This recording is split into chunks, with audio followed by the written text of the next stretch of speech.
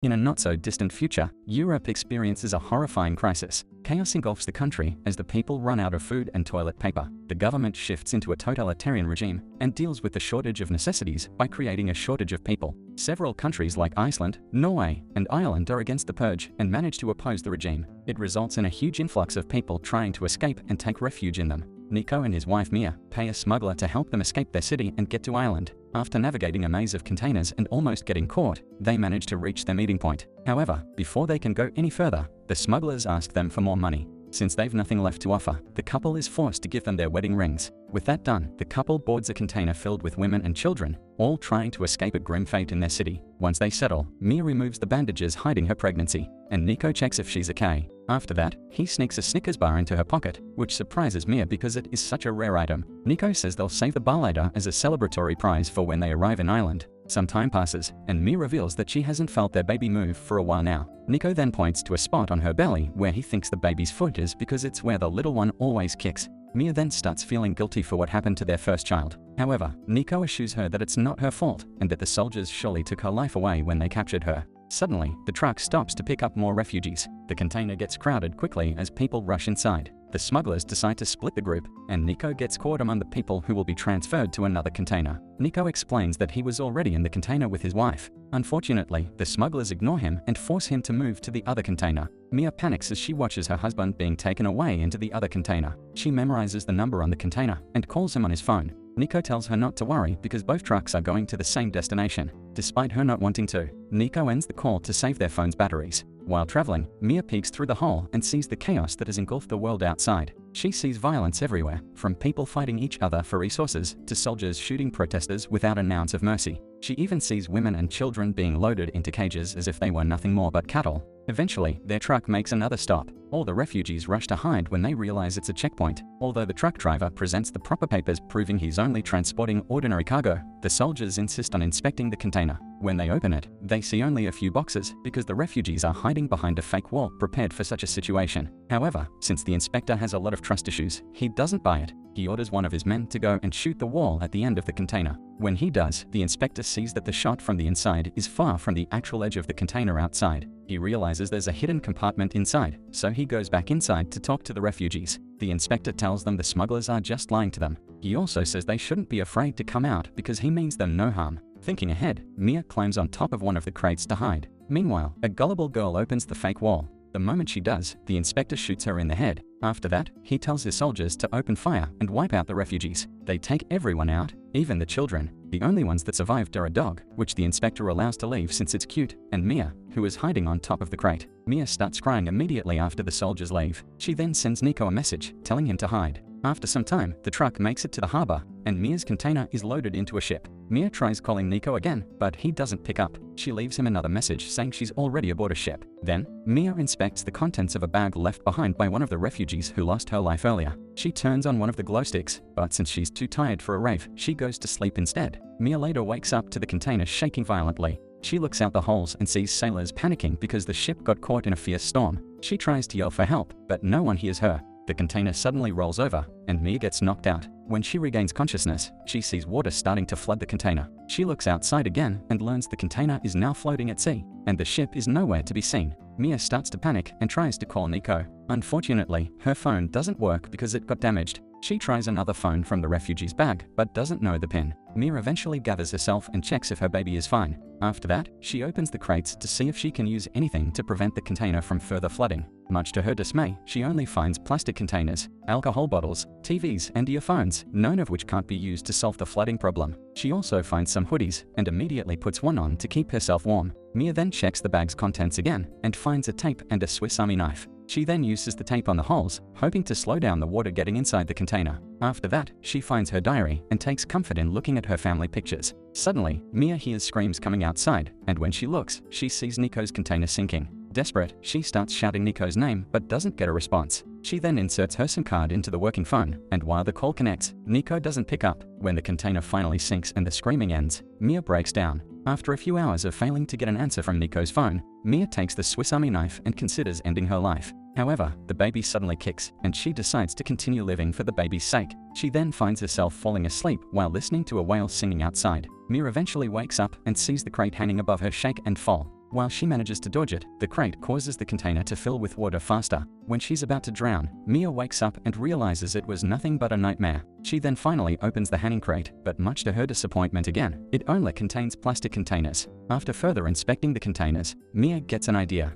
She takes the rubber from the lids and uses them to cover the holes in the container. She then takes a plastic hose to funnel water from inside to the sea. Mia also uses the crates to mark how much water the container can take before it sinks. She also tries calling Nico again, but there is still no answer. So, she keeps herself busy by using the wires from the earphones to hang and dry the photos from her diary. Mia then takes the time to check her supplies, making sure to ration them properly. Then, to her surprise, she gets a call from an unknown number, and when she answers, it's Nico. Nico tells her he couldn't answer before because his battery ran out. He tells her he's alive and that he wasn't in the container because they got scammed by the smuggler. He says the smuggler left them outside the city instead of taking them to the harbor. Mia informs him of her situation, and Nico promises to find a way to rescue her. Before saying goodbye, he asks Mia to do her best to survive for their child. After that, Mia starts feeling contractions and begs her baby to wait a little longer. She then focuses on surviving after that, just like she promised Nico. Later, Mia notices a storm creeping on the horizon. To make things more interesting, her contractions become more intense because the baby is bored and wants to get out already.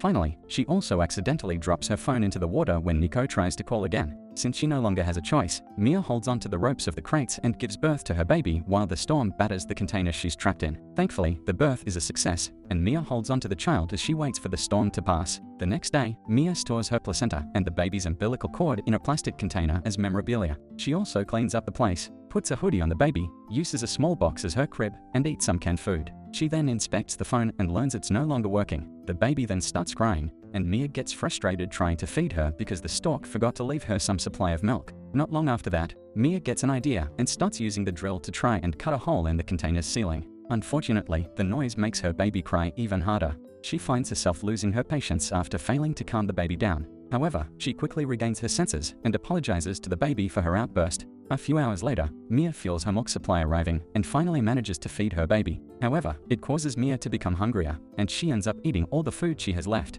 Mia returns to trying to make a hole in the ceiling, but the drill's battery decides to quit out of exhaustion. With nothing else to do, Mia inserts her SIM into her original phone. However, the damage still prevents her from operating it. Dang, my phone uses an eSIM now. Her frustration kicks in, and she starts throwing a tantrum. When she calms down, she gets an idea to use the saw on the Swiss Army knife to finish the hole she's making. While it does work, her hands continuously get wounded in the process. As time passes, Mia continues working on the hole while caring for her baby. However, she starts getting weaker because of hunger. Desperate, she ends up eating the placenta she kept earlier. A whale hits the container shortly after that, making the baby cry. Mia responds by continuously hitting the container wall to scare the whale away. Mia continues with the holes in the morning, but this time the knife also quits on her. Her phone is still not working, and she exhausts her final supply of fresh water. She tries drinking salt water, but it only makes her feel sick. The rough conditions that she's in make Mia hallucinate. She sees a paper plane landing on her legs, and her first child appears before her. The child blames Mia for what happened to her. As Mia cries, Nico appears beside her, saying it wasn't her fault. Mia later wakes up to rain falling from the hole she made in the ceiling. She starts feeling better as she drinks and gathers fresh water. While trying to open an empty can of food, Mia gets another idea. She uses the straps for the crates to pry open the hole she made in the ceiling, and she succeeds. Finally, Mia manages to climb out of the container. However, she sees that there is no land inside at all. She takes the baby outside for some fresh air and changes her diaper. Mia sees the fish scattering when she throws the dirty cloth into the sea and gets another idea. She makes an improvised spear and tries her hand at spearfishing. Sadly, no amount of inspirational music was enough to help her hit a fish. When she finally gives up, she sees a plane flying by. Mia rushes down into the container to get some glass from one of the TVs to signal the plane. Unfortunately, she accidentally wounds her legs as she hurries to climb back outside. Despite bearing the pain of her wound while signaling the plane, it doesn't work out. All the plane's passengers were busy watching my recap videos, and that's not my fault. So, Mia returns inside the container and gathers materials to stitch her wound. Since it's painful, she uses alcohol to dull the pain a little. After that, Mia uses earphone wires to MacGyver an improvised net.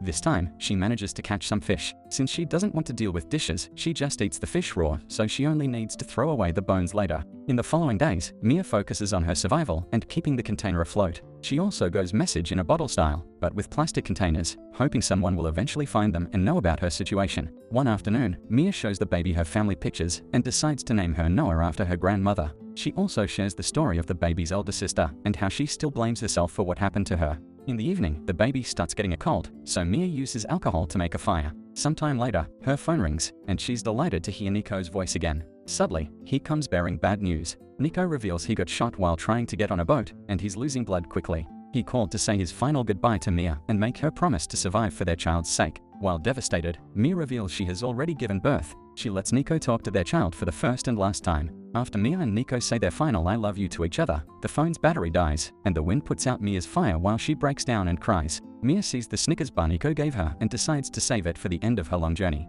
Then, on her 26th day out drifting at sea, Mia is still holding on, but barely. With the water level near its limit inside the container, she and the baby are now living on top. She also made an improvised raft using the materials she had around her. While working and tending to the baby, Mia sees seagulls stealing her fish, which suddenly restores some of her hope because it means there is land nearby. In the evening, Mia prepares to sail with her raft, but the container suddenly starts sinking. She dives inside the container to gather her photos and even the Snickers she saved. However, her feet conveniently get tangled in some rope in the process. While Mia manages to free herself and get out as the container sinks, she now can't find Noah. Fortunately for her, the Good Samaritan whale, who decided to stay with her even if she kept sending it away, splashes the baby and makes her cry. Mia follows her baby's cries and manages to reunite with her. In the morning, the mother and child float at sea. Mia opens a plastic container filled with fish and throws them in the water. She does it to attract seagulls and, hopefully, alert any passing boats to their presence. Despite the chances being lower than hitting the lottery jackpot, a ship appears nearby later, and the sailors notice the seagulls.